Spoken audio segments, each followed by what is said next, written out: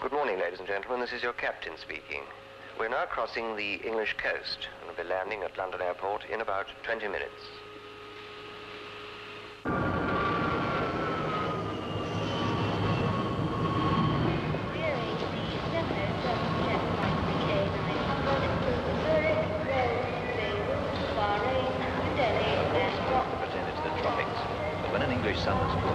Excuse me, sir.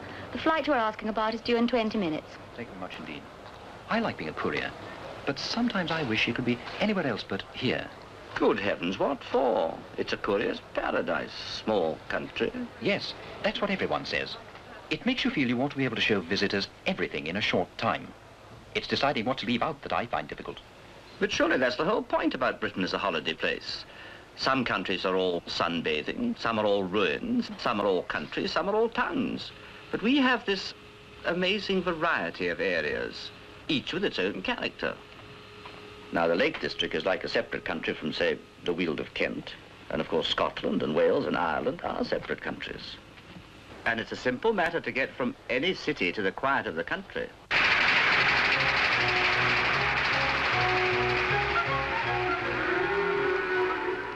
I think the country is the noisiest place. There's far more peace and quiet in London, if you know where to look for it. It may be a great capital, but you can't go far without coming to a park.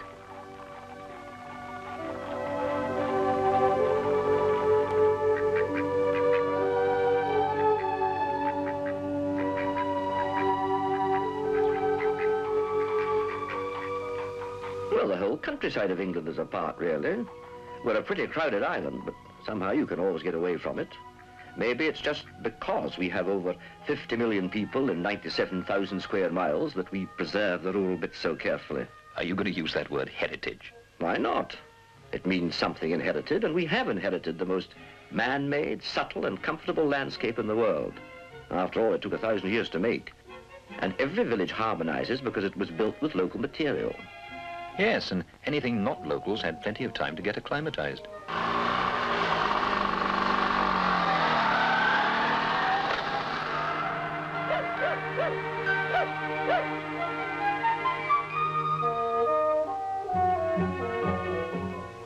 Talking of getting acclimatized, take tea, for instance. Hard to imagine England without tea, but it only got here in the 18th century, and now it's one of our rituals.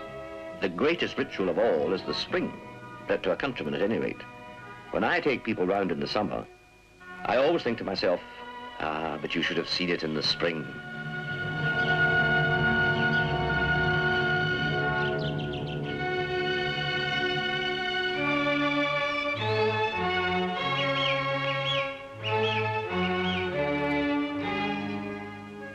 We town people quite like it too. All the same, I think London's the place to start. If there was a kind of Geiger counter that measured Britishness, it would tick its loudest on one of the London bridges. In fact, you could say the whole of London is a bridge, opening onto a holiday in Britain.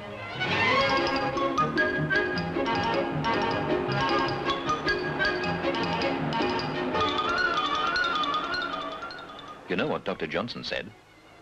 The man who is tired of London is tired of life. And although London goes back to the Romans, it's always being updated. They seem to be opening some smart new hotel almost every month. There are several places in London now where you can eat and drink in the greatest luxury, hundreds of feet above the ground. Yes, and it's only when you're up there that you realize what a garden-like place it is.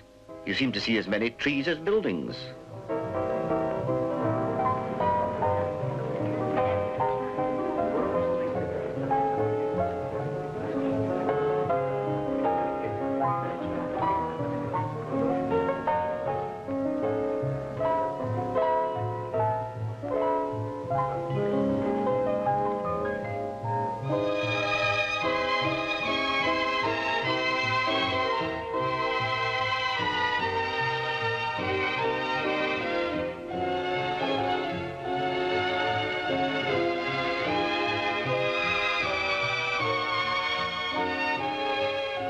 Until this century, London grew outwards, not upwards. And it's the bits from all these other centuries that are the real London for me. I like the idea of the old warrior Nelson looking down on Trafalgar Square onto a world made safe for pigeons and children and fountains. And like most people, I'm always drawn in the end to the river. And that's the oldest inhabitant of all. As Wordsworth said, the river glideth at his own sweet will. Yes, it glideth past a lot of present-day buildings now. But there's still a tower. Where once the king could have his own sweet will, often to cut people's heads off.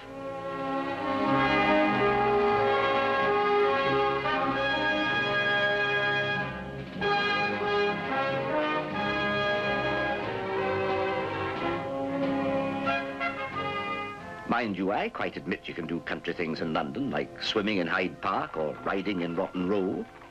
But surely the real country is the proper place for doing country things, especially this lovely country like Northern Ireland.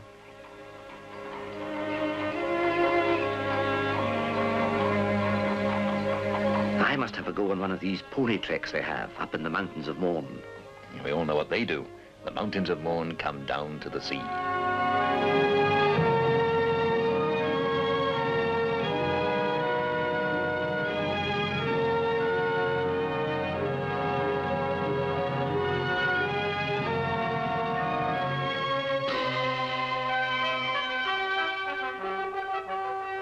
Of course, it can be rugged as well as gentle. What about that extraordinary Giant's Causeway? What's extraordinary about it? Simply 40,000 columns of basalt of the Ternary period. Come off it, you know very well it's one of these Irish legends lost to the sea mist, about the giant Fingal building a causeway between Ireland and Scotland.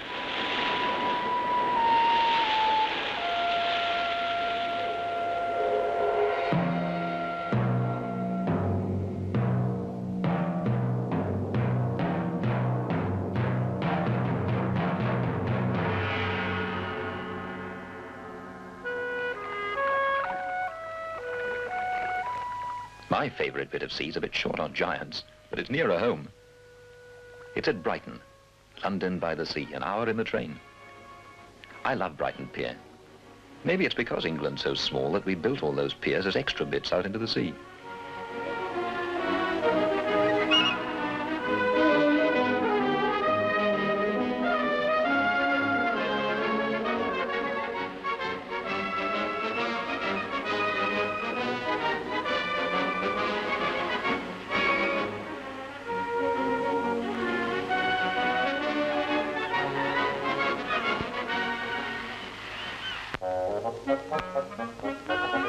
And then there's Brighton Pavilion. I think it's one of the most elegantly silly buildings in the world. I'd buy it if I were rich enough. Come to think of it, you can buy something just as quaint and old, if somewhat smaller, in that antique shop district of Brighton, the Lanes. It's the only town I know with an actual antiques district. I prefer to do my antique hunting in obscure country villages, but if it's got to be in a town, I admit you couldn't do better than in the Lanes.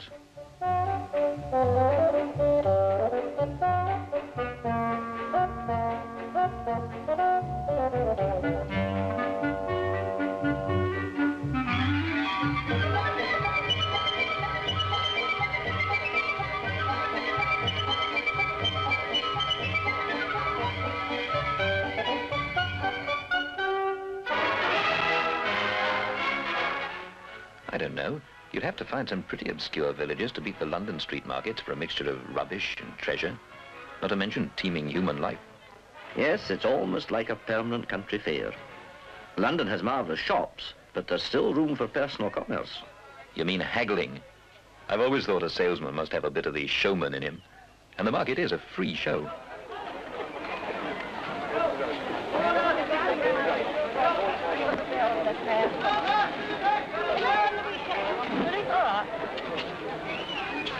But when it comes to professional shows, there's no place like London.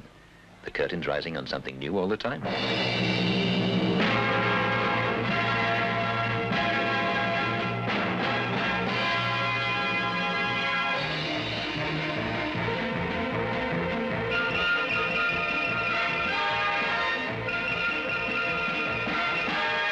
London has 1,000 treasures.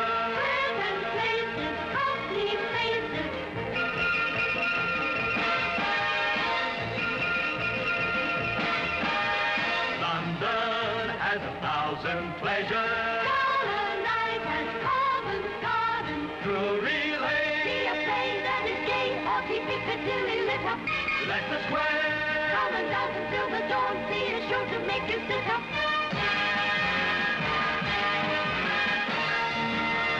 Our inviting town. Our exciting town. London has more theatres than any other city in the world. And naturally, Shakespeare has one of his own. Ah, but you can't have Shakespeare without Stratford. It'd be like Hamlet without the Prince of Denmark, as they say. I like taking people down there because of the lovely Warwickshire countryside as well. And I don't just mean Anne Hathaway's cottage. Why not Anne Shakespeare? After all, she was his wife.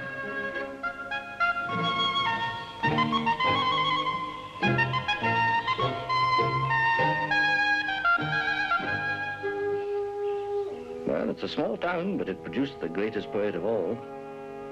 Whenever I'm there, I always try to make the trip a few miles north to see the new Cathedral of St. Michael at Coventry, joined on to the bombed ruins of the old one.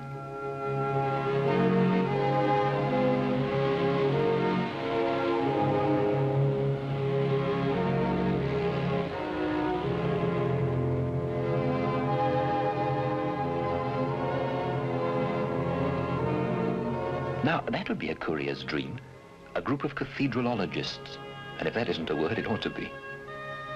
I'd start with St. Paul's in good old London. Sir Christopher Wren said, "I'm going to dine with some men. If anyone calls, say I'm designing St. Paul's." You'd cut out a lot of pre-cathedral stuff if you did that. What about the Roman Temple of Mithras they found just up the road? Or the Roman baths at Bath? Yes, it's funny to think that Bath was a fashionable place 18 centuries before the 18th century.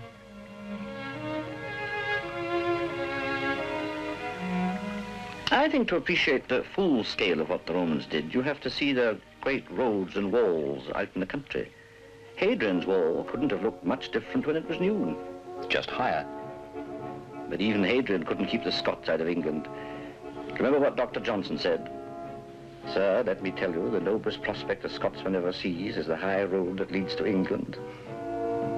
Now it's the noblest prospect an English tourist sees, going the other way.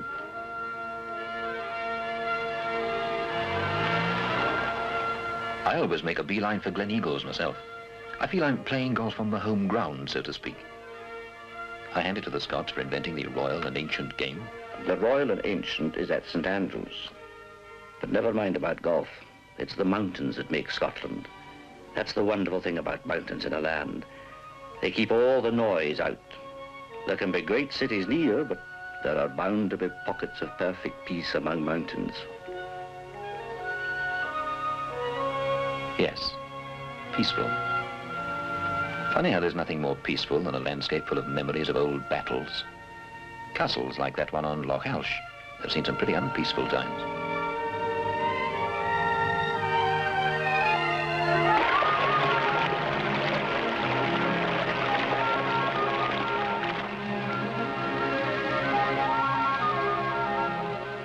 No, it isn't only peace and solitude that the mountains preserve. All kinds of local ways of life have survived the tidal wave of the 20th century. Yet somehow they don't seem to have been artificially preserved. They just belong there. Everything from those unique shaggy Highland cattle to Scottish dancing.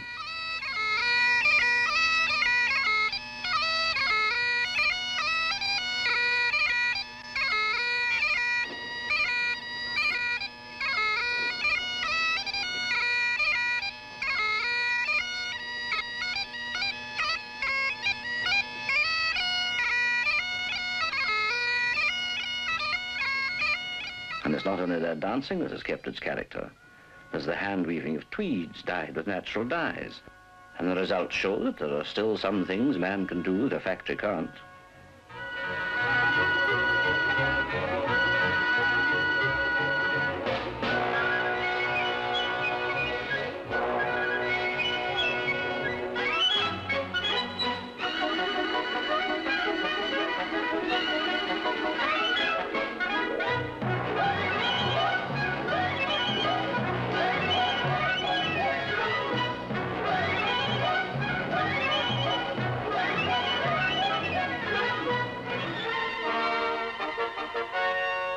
Well, it's anyone's guess how many people come to Scotland for the solitude and how many for the society. I'm English to the marrow myself, but I can quite understand why Edinburgh is such a magnet. In fact, it's one of my favourite cities. It really is in a class by itself with that marvellous drama of its skyline and the castle. The whole place is like a permanent stage set, an obvious setting for an international festival.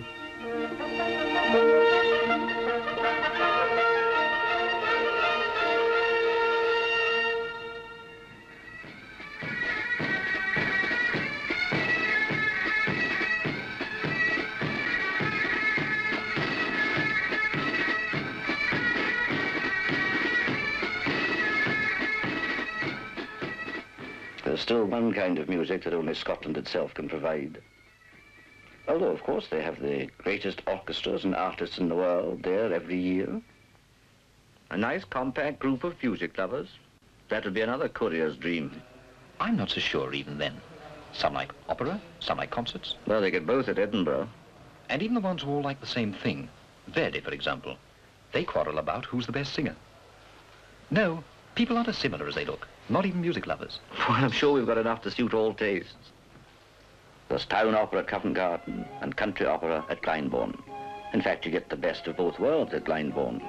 The urban art of opera with top stars, all set in a country house. Just the place for a musical wife to take a landscape gardening husband. Mind you, no opera chorus wears more extraordinary clothes than those you see at a place like Henley. But I suppose rowing people can have a festival as well as opera fans. And after all, Henley is to rowing what Wimbledon is to tennis. Well, of course, people do come to Henley from America and Russia and all over.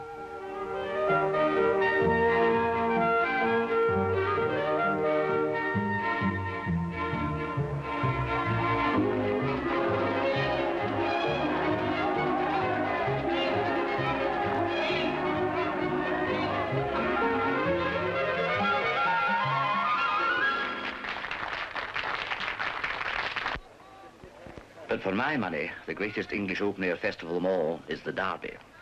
It's still the race. Even people who only bet once a year have something on the Derby. And people who don't look at horses come on Derby Day just to look at the other people. There's nothing quite like the excitement of a big race.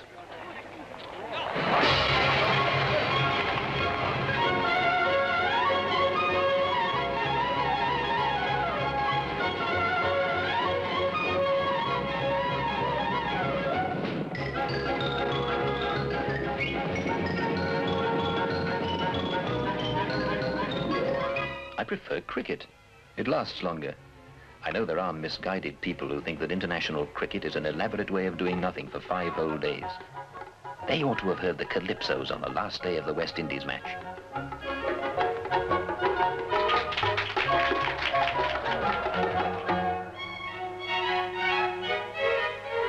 But it's on the village green that you see the most interesting cricket. As a matter of fact, I prefer it on a strange village green. You're just passing through, you glimpse these white flannel figures, you stop the car, you watch them dreamily the whole afternoon, and suddenly it's evening and you're drinking with them in the pub. Yes, you might still be there the next morning. Staying in pubs is a good way to see England, and not very expensive either. If you plotted a graph from the simple village pub right up to the grandest hotels, the greater part of it would be through places where you can get not only a drink, but very good English food as well.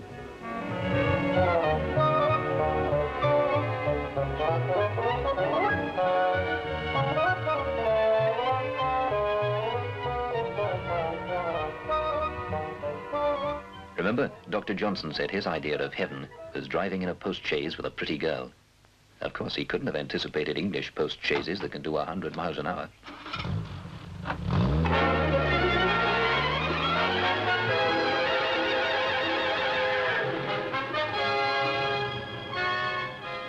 I know the new motorways weren't built just so that people could race up them in sports cars.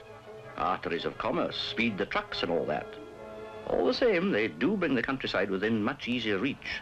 And of course it works both ways. The more people use the motorways, the more room there is when you get on the little side roads.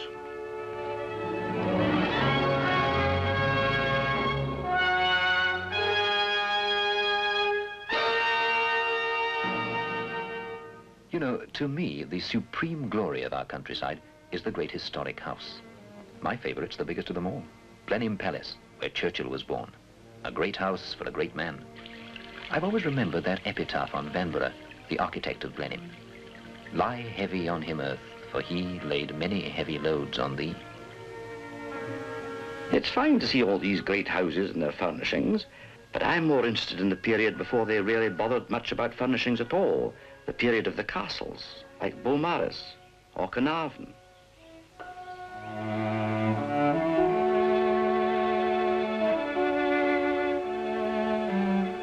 I'd start my tour in Wales, or maybe just at the edge of Wales, at Tintern.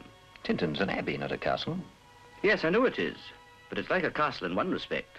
The barons and the monks both knew a good location when they saw one, although the castle sought domination and the abbey sought peace, and you can still sense it in the ruins.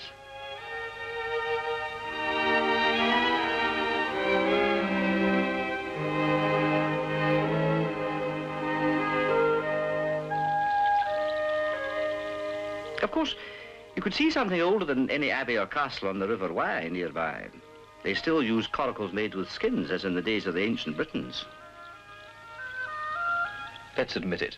The modern Britons have a fondness for anything over 100 years old. We're kind to old trains the way we're kind to old horses. Even though our main lines have all been dieselized or electrified, we still preserve things like the old rack and pinion railway that goes up Snowdon.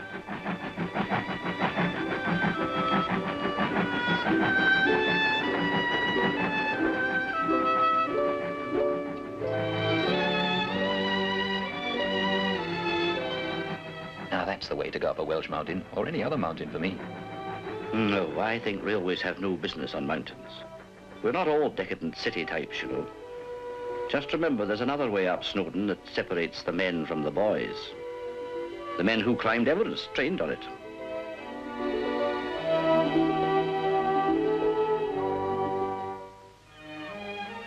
However you get up there, there's certainly some kind of excitement about height and air, and being where only birds belong. You know, I've often wondered if that isn't part of the exhilaration of a modern holiday, the flying. You start the whole thing in the air.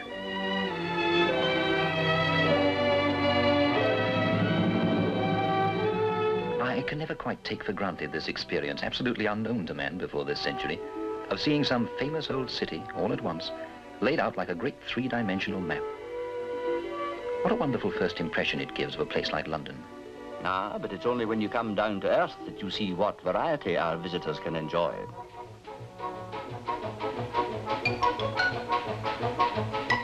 They can lead the active life. Or the contemplative life. They can see capers in Scotland. And capers in Wales. Games where you swear. And games where you wouldn't dare. Traditions that go on without stopping. Or just shopping. The pleasure by day. Or the pleasures by night, among many faces. Or the pleasure of lonely places.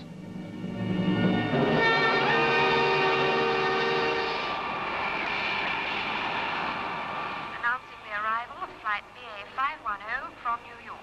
That'll be our party now. Well, we're agreed on one thing. There are more things to see and enjoy in Britain than we could possibly show the visitors in a score of holidays. There's as many things for them to see and do here as there are kinds of people. Well now, let's go out and welcome our visitors.